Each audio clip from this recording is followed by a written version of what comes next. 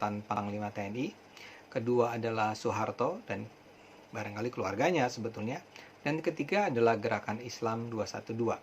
Ketiga kubu itulah yang kita lihat bisa diidentifikasi sebagai pendukung Anies for Presiden 2024. Pertama-tama kita mulai dari Gatot Nurmantio dulu ya. Sejak awal memang ditampilkan Gatot itu sebagai sosok yang menonjol ya. Gambar di covernya aja, gambar paling depannya aja memang adalah Anies bersama Gatot Nurmantio. Ada kalimat bahkan ada semacam disclaimer ya di salah satu gambar yang dia bilang begini, Jenderal Gatot Nurmantio dan Anies Baswedan, terserah, dua-duanya pantas jadi presiden dan jadi wapres. Jadi kelihatan tuh bahwa ini adalah duet. Tentu saja yang ingin ditonjolkan adalah Anies sebenarnya, tapi sebenarnya kalaupun Gatot juga oke. Nah, Gatot itu ditampilkan sebagai hero beneran. Dia misalnya digambarkan kenapa dia diberhentikan sebagai Panglima TNI, itu karena dia secara berani membongkar penyelundupan senjata ilegal dari Cina. Jadi dikatakan bahwa Gatot itu diberhentikan karena dia berusaha membongkar rencana busuk tersebut. Kemudian muncul pula ada foto Anies bersama Gatot nih ya, dengan teks Gatot dan Anies berpeluang diminati kelompok Islam. Ada juga Gatot tampil dengan baju tentaranya dengan pernyataan gagah. TNI dan Polri milik rakyat, jangan melacurkan diri pada pemerintahan yang gagal. Ya maksudnya pemerintahan Jokowi tentu saja. Jadi memang kepengen sekali Gatot ini rupanya untuk betulnya, tapi tiba-tiba saja di tengah video tersebut muncul sebuah foto yang menampilkan Soeharto dan Anies Baswedan.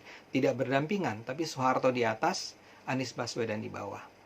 Buat kita yang belajar komunikasi, kita akan mengatakan, ya itu menunjukkan sesuatu mengenai hubungan keduanya. Jadi dua adalah Soeharto. Ketiga adalah 212. Kalau ini sangat kentara. Sejak awal memang Anies itu digambarkan sebagai orang yang dekat sama kelompok Islam. Misalnya saja salah satu gambar pertama yang ditonjolkan di sana adalah Anies bersama tidak lain dan tidak bukan Abdul Somad. Kemudian ada foto Anies bersama sejumlah pria berpakaian bersorban, entah siapa, barangkali 212. Ada pula tiba-tiba muncul ada meme Imam Syafi'i, ini imam besar dalam Islam, yang kalimatnya begini, carilah ulama yang paling dibenci oleh orang-orang kafir dan munafik, dan jadikanlah ia sebagai ulama yang membimbingmu. Jelas maksudnya adalah ulama yang dibenci oleh kafir dan munafik itu adalah Anies Baswedan. Jadi Anies itu adalah ulama yang dipercaya untuk membimbing umat Islam menghadapi kaum kafir dan munafik. Nah jadi buat saya, yang terpenting adalah dia. Video ini menjelaskan siapa koalisi yang akan mendukung Anies Baswedan buat Presiden 2024. Karena begini, selama ini orang sering menyaksikan, ya, oke, Anies mau maju sebagai Presiden 2024, tapi siapa yang akan membiayai dia? Ya, karena membiayai pencalonan presiden itu kan akan sangat mahal. Sekarang saja untuk menyerang Jokowi dan mengangkat Anies di tahun-tahun ini saja itu sudah memakan biaya mahal. Bayangkan Anda harus buat meme, buat video, produk-produk media sosial lainnya untuk menyerang Jokowi setiap hari. Ya, belum lagi harus bayar influencer, bayar buzzer. Itu kan mahal. Begitu juga untuk mendanai kampanye buat Anies Baswedan. Semua itu juga harus dilakukan. Bayar materi-materi, bayar orang, pakai media, dan seterusnya. Itu bukan sesuatu yang murah. Nah, tahun 2017 dulu memang ada Prabowo kan yang mau membiayai, tapi apakah Prabowo masih akan membiayai sampai 2024? Itu patut diragukan. Apalagi karena Prabowo sekarang sudah mendekat ke kubunya Jokowi. Kemudian ada skenario lain, ya barangkali Anies Baswedan akan menggunakan dana yang dia kumpulkan yang dia sedot dana dari rencana anggaran belanja Pemda DKI ya, Jakarta ya. Dan itulah yang menyebabkan kenapa dia punya TGUPP besar, dia punya proyek-proyek nggak penting dibuat. Itu semua dalam rangka menyedot dana, mencari dana untuk keperluan Presiden 2024. Tapi jumlahnya berapa sih? Ya, kalaupun itu mau dikumpulkan, lagi pula kan ada banyak lah orang-orang Anies yang juga nggak terima kalau uang yang harusnya mengalir ke dia dipakai buat kampanyenya Anies. Jadi rada meragukan kalau datang dananya itu cuma dari ngumpulin duit selama dia jadi gubernur. Walaupun barangkali dia sudah bisa menggalang dukungan ya dari ormas-ormas Islam melalui hibah-hibah yang dia keluarkan selama dia menjadi gubernur. Tapi ya, seberapa besar sih itu dukungan semacam itu. Nah, karena itulah kemudian harus ada cukong yang lebih besar, bohir yang lebih besar. Nah, sekarang kita mungkin mulai menemukan bahwa orang-orang itu adalah yang tadi itu. Pertama adalah Gatot Nurmantio. Gatot Nurmantio itu tentu saja orang penting. Ya, dia punya modal politik dan dia punya modal uang. Modal politiknya dia karena dia adalah orang yang sangat dipandang di jajaran militer dan dia sangat juga dipuja oleh kelompok-kelompok Islam. Nah, kalau soal dana gimana? Gatot itu kaya raya, tapi tidak sekaya seperti bisa mendanai misalnya pencalonan presiden 2024. Itu akan terlalu besar dananya.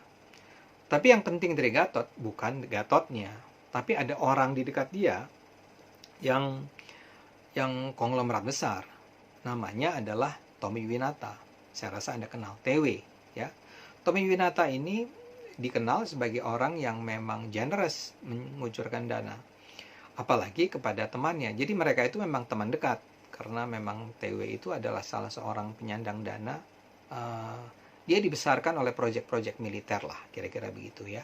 Dan kemudian dia berutang budi pada militer dan punya kedekatan dengan tokoh-tokoh militer seperti Edi Sudrajat, TB Silalahi, dan juga dengan Gatot Nurmantio ini. Jadi dari sana sangat mungkin dana itu mengalir. Lagi-lagi ini kemungkinan ya, belum tentu juga, tapi kemungkinan dari TW. Kedua adalah dari keluarga Soeharto. Orang barangkali membayangkan Soeharto begitu sudah tumbang, maka habislah dia. Tapi kita jangan pernah lupa, uang yang dikorupsi oleh Soeharto menurut Transparansi Internasional adalah 15 sampai 25 miliar ya ketika itu. Makanya dia disebut sebagai presiden terkorup di dunia. Dan uang itu kan nggak habis begitu saja sesudah dia tumbang. Uang itu masih ada, uang itu masih berada di mana-mana dan terus beranak pinak. Dan jangan lupa anak-anak beliau, anak-anak Soeharto juga adalah para pengusaha. Ya, dan mereka misalnya saja yang kita kenal ada Tommy Soeharto, ada Tutut, ada Bambang Tri, adalah 3 dari orang-orang terkaya di Indonesia. Ya, jadi mereka sudah balik dan mereka memang sudah balik ke politik karena pada pemilu 2019 saja mereka sudah bersatu untuk mengembangkan Partai Berkarya. Partai Berkaryanya sih kalah ya, tapi kita tahu bahwa mereka masih punya ambisi politik tertentu. Jadi dari mereka pun itu kucuran dana bisa sangat-sangat besar. Jadi kita bisa melihat bahwa jangan pernah anggap enteng kalau begitu Anies, karena dia didukung oleh penyandang-penyandang dana yang besar seperti itu. Baru kemudian kita bicara tentang kelompok Islam, ya 212.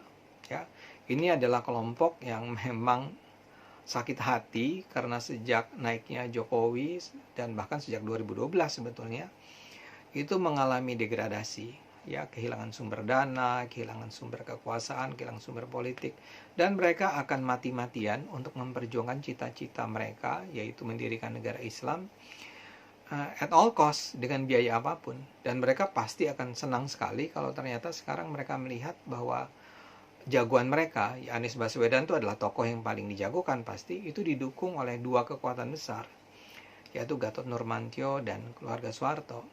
Kombinasi ini semua nih, ya, ada di situ ada Gatot, di situ ada keluarga Soeharto, di situ ada kelompok 212, adalah sebuah kekuatan yang akan terus hidup dalam politik kita sampai 2024 dan akan terus menggerus legitimasi Pak Jokowi dan akan terus-menerus mendorong agar masyarakat menerima ide tentang Anies Baswedan sebagai presiden 2024. Perlukah kita khawatir?